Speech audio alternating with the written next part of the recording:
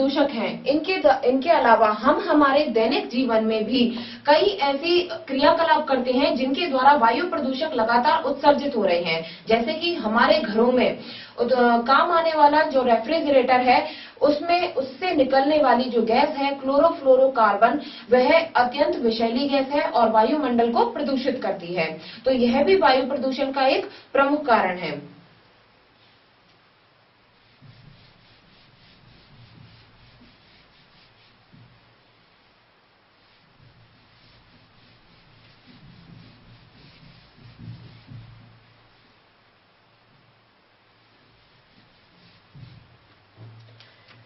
इन 4 के बाद में 5वां जो मुख्य कारण है वह है CFC यानी कि क्लोरोफ्लोरोकार्बन।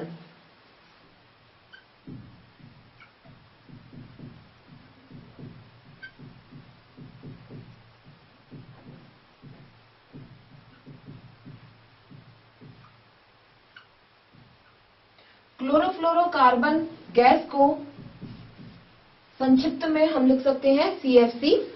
और इसके अलावा जो हमारे घरों में एसी होते हैं, एसी से निकलने वाले फ्रीऑन गैस भी वायुमंडल में उपस्थित वायु को प्रदूषित करती है और यह मुख्य वायु प्रदूषक है जिसके द्वारा मनुष्य के शारीरिक और स्वास्थ्य संबंधी समस्याएं उत्पन्न हो जाती हैं।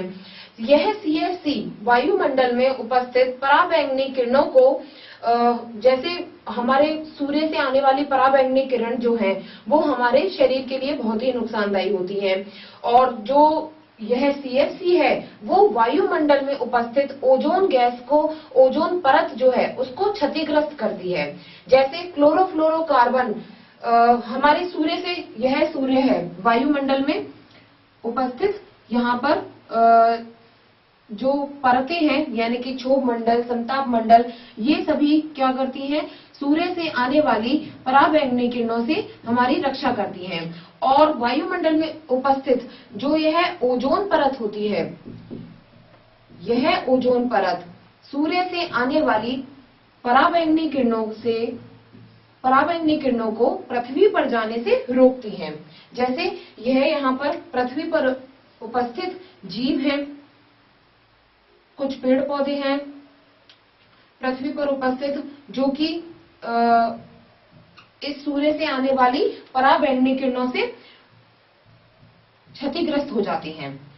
तो यह ओजोन परत इन सूर्य से आने वाली पराबैंगनी किरणों को पृथ्वी पर आने से रोकती है।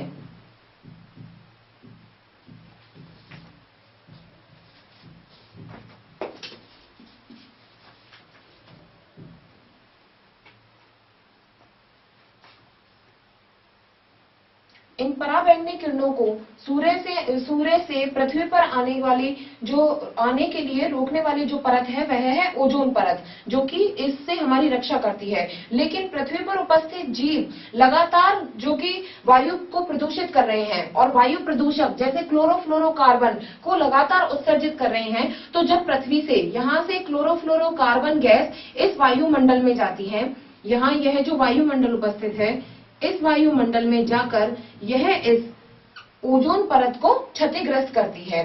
इसीलिए हमारी पृथ्वी के उत्तरी ध्रुव पर यानी कि अटलांटिक जो ध्रुव है, जहां पर ये जो क्षेत्र है आर्कटिक ध्रुव, उसके ऊपर वाला जो परत है ओजोन परत यहाँ से क्षतिग्रस्त हो गई है, अर्थात इसमें एक छिद्र हो गया है। ये यहाँ से लगातार पतली होती जा रही है। तो दूर से देखने पर ऐसा लगता है जैसे इस ओजोन परत में छिद्र हो गया हो। तो यह जो क्लोरोफ्लोरोकार्बन है इस ओजोन परत को क्षतिग्रस्त करती है। जो ओजोन परत, यह ओजोन परत इन पराबैंगनी किरणों से हमारी रक्षा करती है, उसको लगातार क्षतिग्रस्त कर रही है। तो यह मुख्य वायु प्रदूषक है और इसके दुष्प्रभाव इस प्रकार से हैं कि मनुष्य को इन पराबैंगनी किरणों से लगातार हानि पहुंचती जा रही है। तो ये कुछ मुख्य प्रकार के वायु प्रदूषक हैं जिनके दुष्प्रभाव हमने देखे। इनको हम अवधान की क्रिया के द्वारा शॉर्ट में समझ सकते हैं। जैसे कि मुख्य इसके 5 प्रकार हैं। पहला है वाहनों से निकला धुआं, दूसरा है कार्बन मोनोऑक्साइड, तीसरा है धूम कोहरा, चौथा है पेट्रोलियम परिष्करण शालाएं, उनसे लगातार उत्सर्जित धुआं तथा क्लोरोफ्लोरोकार्बन गैस। और इनसे निकलने वाले दुष्प्रभाव, ये सभी इनसे निकलने वाले दुष्प्रभाव हैं जो कि इन वायु प्रदूषकों से लगातार वायु को प्रदूषित करते रहते हैं। अब बात आती है कि अगर हम ये तो बात हुई सजीवों की, कि सजीवों में सांस लेने में तकलीफ का होना, श्वसन संबंधी विकार या त्वचा संबंधी विकार उत्पन्न होते हैं, लेकिन निर्जीवों पर इसका क्या प्रभाव पड़ता है?